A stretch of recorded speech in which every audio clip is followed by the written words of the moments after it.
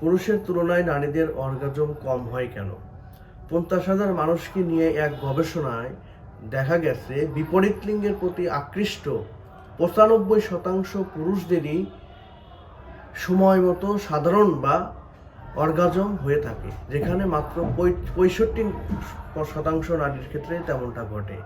গবেষণা বলছে কিছু মানুষ বিশ্বাস করে জৈবিকভাবেই নারীদের অর্গাজম কঠিন হওয়ার কারণে এমনটা ঘটে। যদি এমনটাই হতো তাহলে পরিস্থিতির উপর নির্ভর করে নারীদের অর্গাজমের হার ভিন্ন হতো না।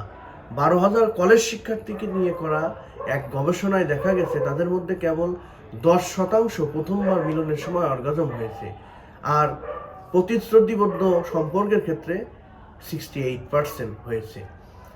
কেন এমন হয়?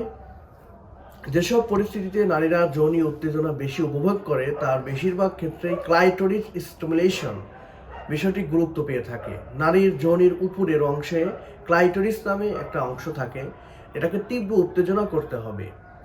আর এক গবেষণায় জানা যায় যৌন মিলনের সময় নারীদের অর্গাজম হলে পুরুষরা বেশি পুরুষত্ব বোধ করে।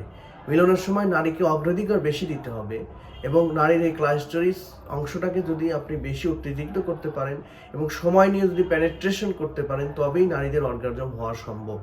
এবং এক্ষেত্রে পজিশনও অনেক গুরুত্বপূর্ণ। একই পজিশনে নারীরা পেনেট্রেশন বা সেক্স করতে হলে সে বারবার এটাকে বিরক্তি ফিল করে, এই জন্য আমরা ভিন্ন ভিন্ন পজিশনের পরামর্শ দিয়ে থাকি। এই সমস্যাগুলো চিহ্নিত করে যদি আপনি পেনিট্রেশন বা সেক্সের শেষ সময় পর্যন্ত সাথে থাকতে পারেন, অবশ্যই পুরুষের তুলনায় নারীদের অর্গাজম বেশি হবে। ধন্যবাদ।